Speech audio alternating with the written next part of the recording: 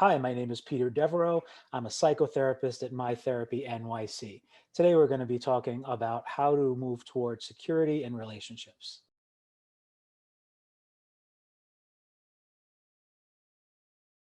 I would say that security in a relationship, first and foremost, is trusting that the relationship can provide you with safety, reliability, consistency, that your needs matter, and it's an agreement between yourself and the partner that when there is any kind of rupture or difficult emotion that comes up, that there's an agreement that that should be addressed and that should be healed, and that these feelings matter. And so, a real partnership in resolving, in the intent to resolve it.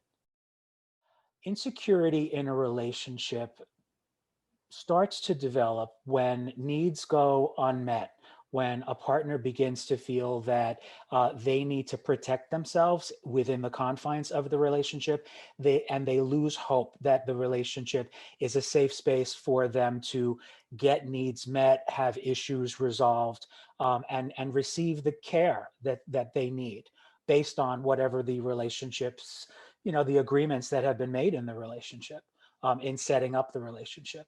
When a partner really starts to discover that there is a dissonance between what they have developed as an expectation in the relationship, and when it's either inconsistently provided or not provided at all.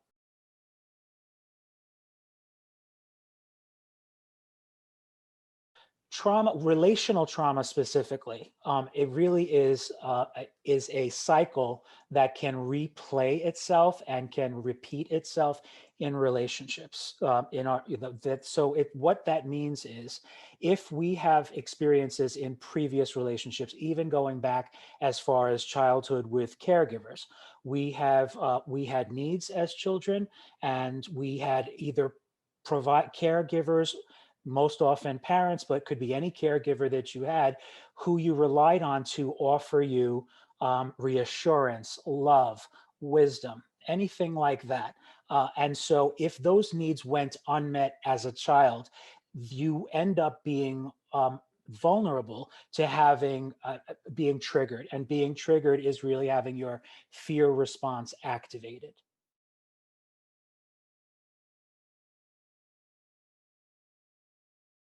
When we're triggered in a relationship, we are basically taken out of the present, and we're actually reliving. I know you may have heard of a flashback, but reliving can occur in many different ways.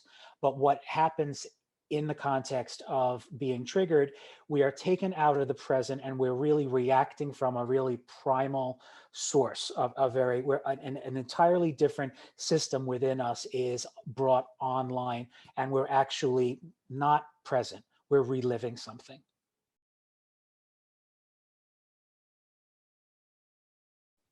Addressing and supporting the healing of trauma in intimate relationships is possible, and it actually supports the person's individual recovery at while they support creating security between themselves. So in creating the recovery or healing environment in a relationship, that really requires two things. It requires the person living with trauma to really do some of the exploration to gain insight into and understand exactly what the precursors are to being triggered, and once they realize that, to know what being triggered looks like for them, how it actually shows up, and then most importantly, what they need to do, both for themselves to take themselves back into the present and to soothe themselves and calm themselves, so that they can exercise